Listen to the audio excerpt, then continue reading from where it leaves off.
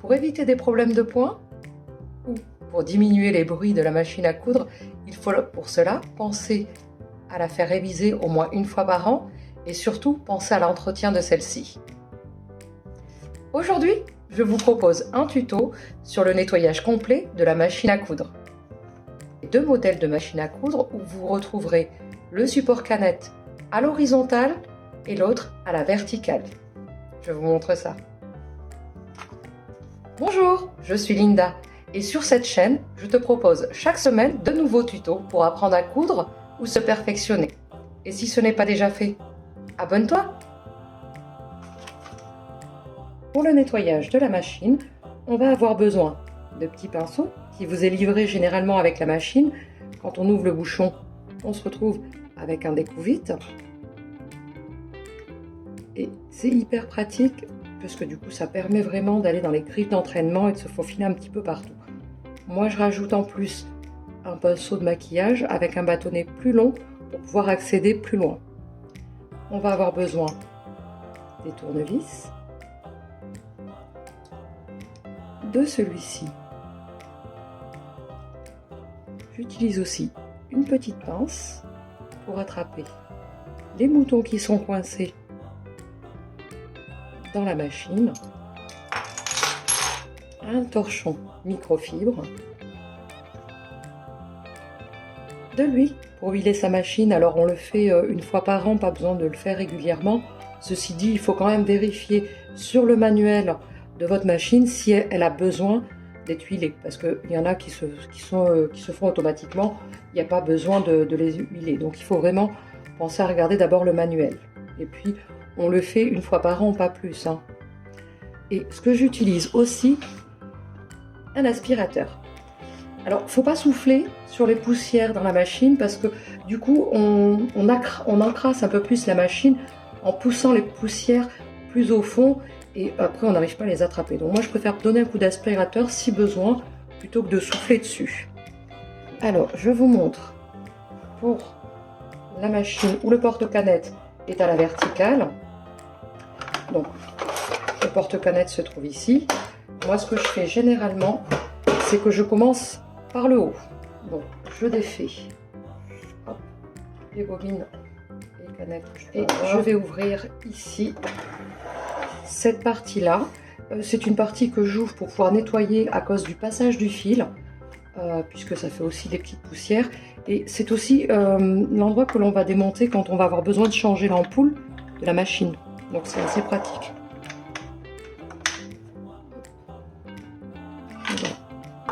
Donc moi l'ampoule ne marche plus parce que disons que j'utilise quand même beaucoup ma machine et que je me retrouve pratiquement à changer toutes les semaines mon ampoule.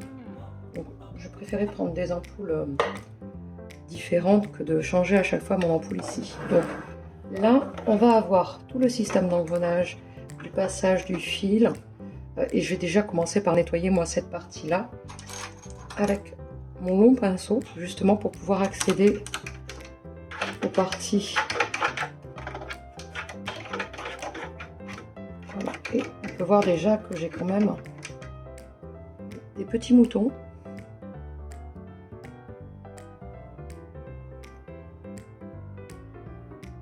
Donc c'est important de penser aussi à bien la nettoyer parce que sinon on se retrouve vite avec des points qui sautent ou un bruit bizarre ou un entraînement qui est ralenti. Mais voilà, c'est surtout important. Moi je la nettoie une fois par mois. Et puis, surtout quand j'ai utilisé des tissus comme des tissus éponges ou du polaire, où là on se retrouve avec plein de moutons, plein de bouts de tissu, de poils qui traînent et qui viennent envahir la machine. Voilà, donc une fois que j'ai fait ça, je donne un petit principal tout en haut. Pas hésiter à passer partout.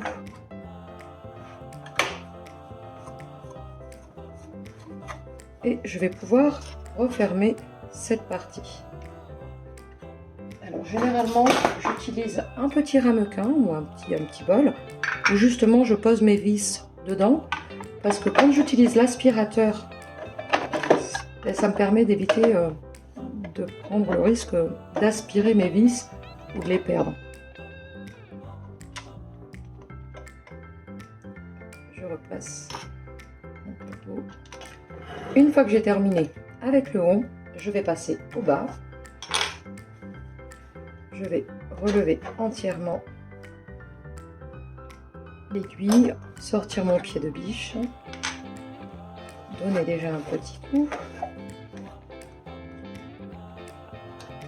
Je peux nettoyer aussi la partie où il y a mon aiguille.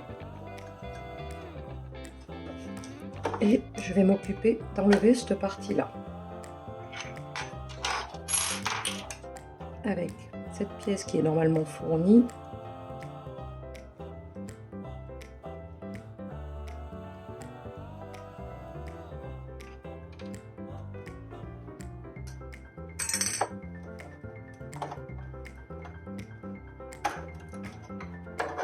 Et alors là, effectivement, on voit qu'il y en avait bien besoin. C'est vraiment pas jojo.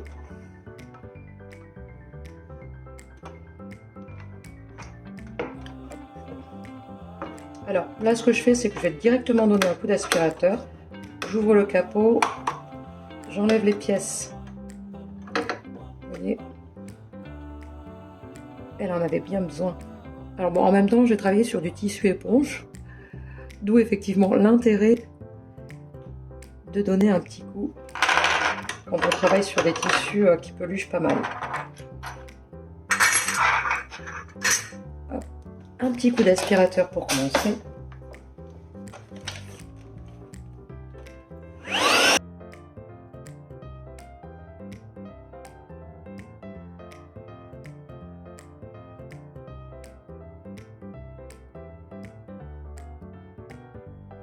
Et maintenant, je vais pouvoir passer mon pinceau ici. Et vraiment au niveau des petites griffes. Et là, voilà les dégâts. On peut utiliser celle-ci. Hein, c'est pratique aussi, mais disons que j'ai plus de facilité avec un pinceau plus long et je peux accéder à...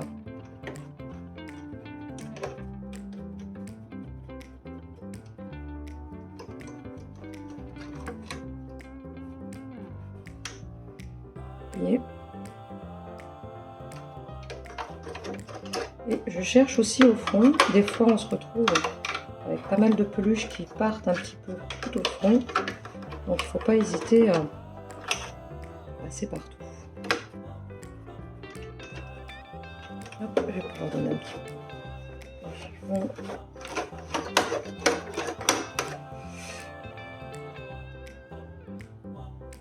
Ensuite, je vais pouvoir donner un coup aussi sur mes pièces, chacune des pièces que j'utilise.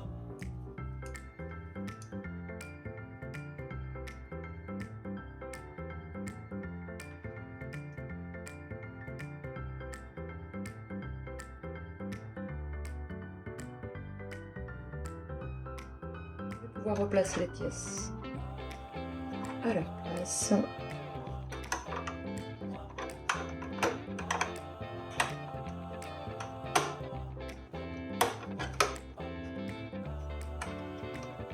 Je nettoie aussi ma canette, mon porte-canette en fait.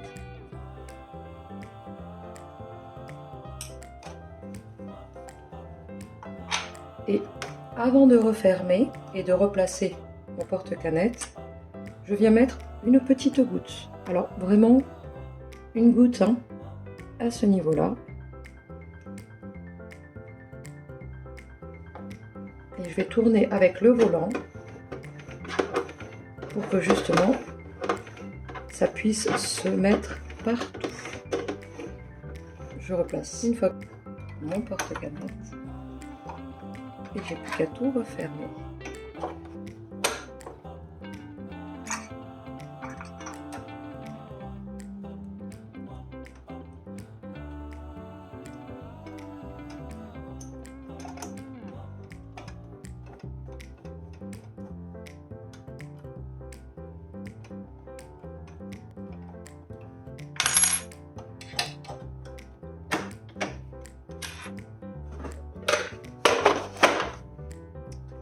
Voilà pour la première machine. On va passer à la deuxième machine. où le porte-canette est sur l'horizontale. Alors nous voilà sur la deuxième machine. De la même façon, je commence par le haut où je peux donner un petit coup.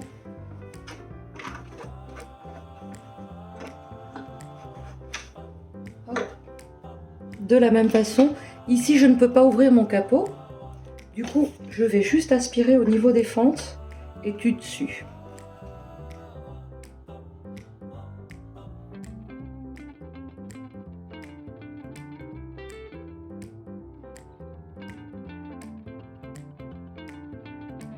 Maintenant, on va pouvoir nettoyer ici, mais je vais déjà m'occuper de cette partie basse.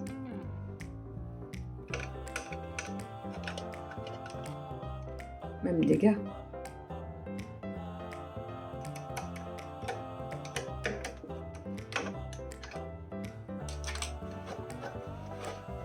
Hop, je vais enlever la canette. De la même façon, je vais pouvoir démonter ici les petites vis.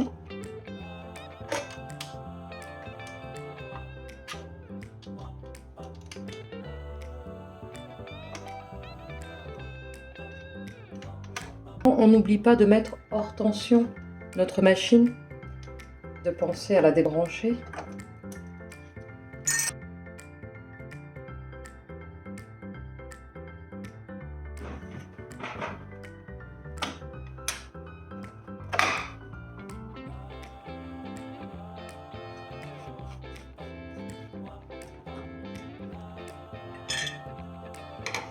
Et là, alors elle m'a servi pour faire de la broderie. Et alors là, on a quand même pas mal de dégâts aussi. On va pouvoir tout nettoyer.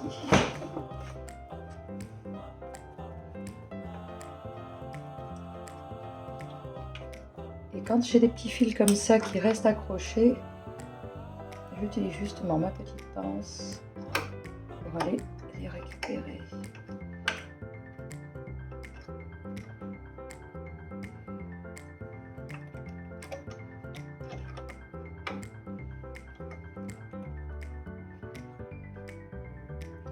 Avec un bourrage.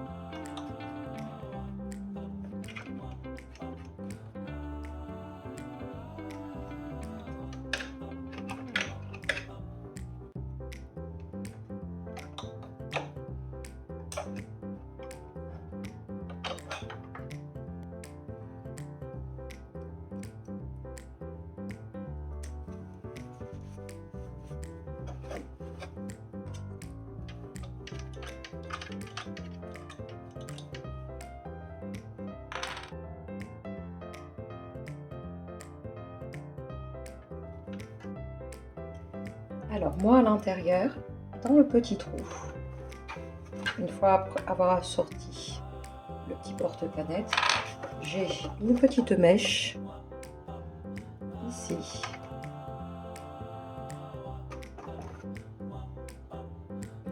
Où je peux huiler. Bon. Alors je vous montre, je la réinstalle, hein, c'était pour vous montrer. Et je mets une petite goutte, alors vraiment une petite goutte, pour imbiber mon petit coton.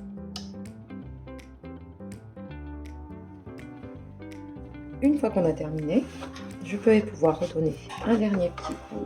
Hop. Reposer à sa place le porte-canette. Je donne aussi replacer ma plaque.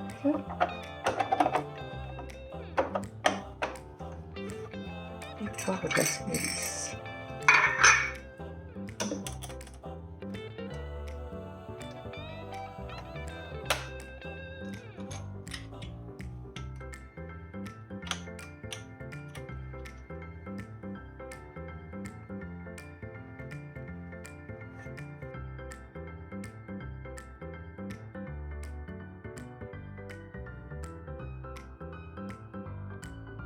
Il est propre.